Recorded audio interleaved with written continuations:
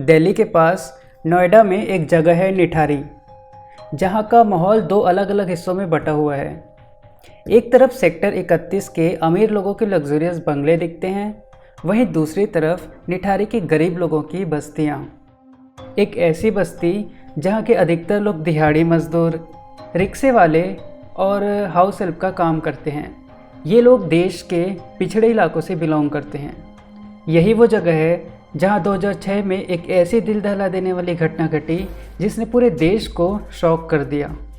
7 मई 2006 की शाम निठारी की बस्ती में रहने वाले नंदलाल और उसके परिवार के लिए ये किसी बुरे सपने से कम नहीं था। उनकी 22 वर्षीय बेटी पायल सुबह से लापता थी। उसने बताया था कि वह सेक्टर 31 के D5 बंगले में नौकरी के लिए जा रही है, जिसके बाद से उसका फ़ोन स्विच ऑफ था और वो घर नहीं लौटी। पायल के देर रात घर न लौटने से उसके माता पिता डर से सहम गए थे। ये डर सिर्फ उनके दिल का नहीं, बल्कि निठारी के बस्ती में रहने वाले हर एक परिवार का डर था, क्योंकि पिछले 2 साल से यहाँ के कई बच्चे और नौजवान एक रहस्यमय तरीके से गायब हो चुके थे। नंदलाल से अब और नहीं रहा गया और उसने खुद ही अपनी बेटी को ढूंढने का फैसला किया। सबसे पहले वह उस रिक्शे वाले तक पहुंचा जिसने पायल को D5 पर छोड़ा था। रिक्शा वाला D5 का नाम सुन के डर गया था। उसने बताया कि पायल सीधे बंगले के अंदर चली गई थी और उसने वापस लौट के उसे किराया देने का वादा किया था, लेकिन उसके बाद पायल बाहर ही नहीं आई। रिक्शे वाले ने बताया कि उसने उस बंगले का दरवाज़ा खटखटाया तो बंगले का नौकर सुरेंद्र कोहली बाहर आया और उसने गुस्से से ईंट फेंककर उसे वहां से भगा दिया। यह सुनकर नंदलाल का शक यकीन में बदल गया। उन्होंने तुरंत लोकल पुलिस स्टेशन जाकर शिकायत दर्ज करानी चाहिए, लेकिन पुलिस ने नंदलाल की बात को सीरियसली नहीं लिया, क्योंकि 2004 से ऐसे कई केसेस उनके पास रोज़ाना आया करते थे। नंदलाल ने रिक्वेस्ट किया, लेकिन उन्होंने यह कहकर शिकायत को टाल दिया कि पायल किसी लड़के के साथ भाग गई होगी। अगले दिन नंदलाल खुद D5 गया। उसने घर की बेल बजाई।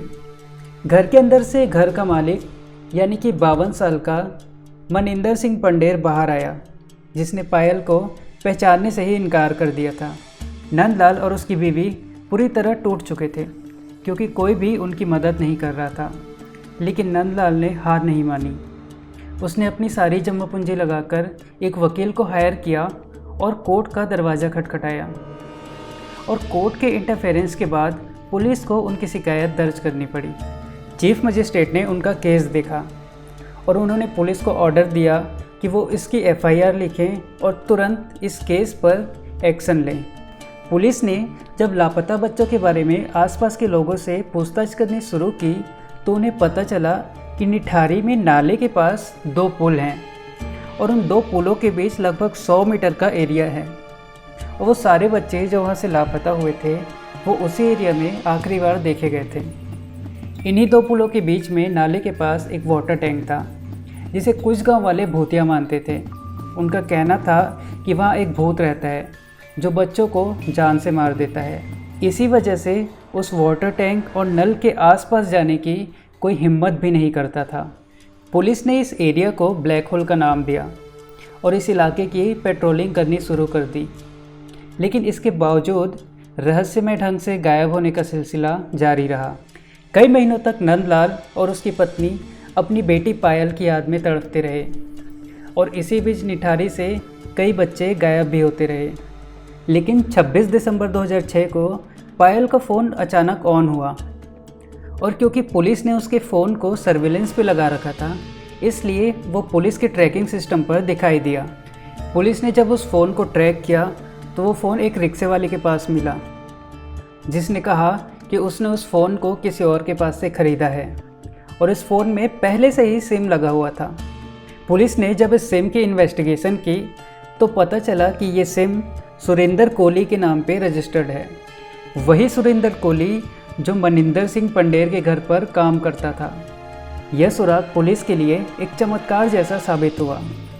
जांच करते हुए पुलिस ने 29 दिसंबर की रात को सुरेंद्र कोहली और उसके मालिक मनिंदर सिंह पंडेर को उनके घर से गिरफ्तार कर लिया और इंटरोगेशन के दौरान सुरेंद्र के बयान ने पुलिस को हैरान कर दिया। पुलिस जब उस नाले के पास पहुंची तो जो दृश्य उन्होंने देखा वो किसी बुरे सपने जैसा था। नाली में प्लास्टिक की थैलियों में इंसानी हड्डियां, शरीर के टुकड़े, बच्चों के कपड़े और चप्पलें भरी पड़ी मिली, जो उन्हीं बच्चों के थे जो काफ़ी समय से लापता थे। उस नाले में टोटल 19 स्कल्स यानी कि 19 खोपड़ियाँ मिली। उन दोनों ने मिलकर 19 लोगों का मर्डर किया था। सुरेंद्र कोहली ने कबूल किया कि उसने न केवल पायल बल्कि दूसरे बच्चों और कई लोगों की हत्या की थी। उसने बताया कि उसने पायल का गला उसी के दुपट्टे से घोंटा था। पायल का मर्डर करने के बाद उसने उसके शरीर के छोटे छोटे टुकड़े किए और उसे पकाकर खा गया। सुरेंद्र के इस बयान ने पुलिस और देश भर के लोगों को सन्न कर दिया। उसने स्वीकार किया कि वो बच्चों को नौकरी और चॉकलेट्स का लालच देकर बंगले तक लेकर आता था। उसके मुताबिक ये सारी हत्याएं वो अपने मालिक पंडेर के कहने पर करता था।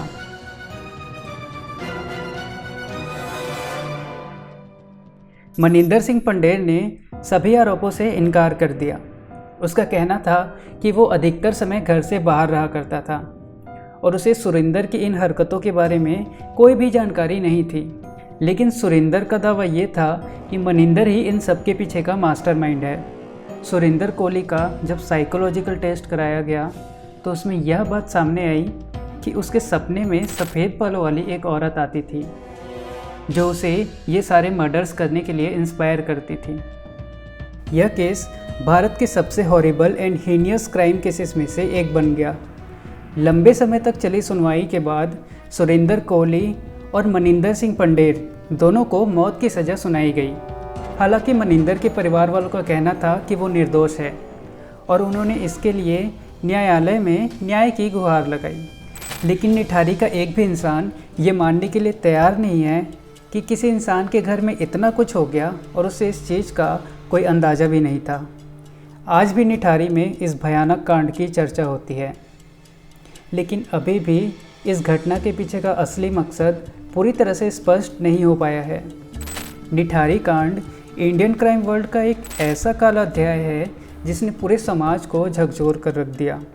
यह इंसिडेंस सिर्फ जस्टिस सिस्टम पर सवाल नहीं उठाता, बल्कि हमें ये सोचने पर भी मजबूर करता है कि ह्यूमैनिटी किस हद तक गिर सकती है। एक इंसान सिर्फ अपने मुंह के स्वाद के लिए कैसे किसी की हत्या कर सकता है और उसे जिंदा पकाकर खा सकता है। Thank you for watching this video. अगर आपको वीडियो पसंद आया हो तो वीडियो को लाइक करें। कमेंट्स में बताएं कि इस केस को लेकर आपके क्या ओपिनियन है और आगे और भी ऐसे केसेस देखने के लिए चैनल को सब्सक्राइब करें। Thank you.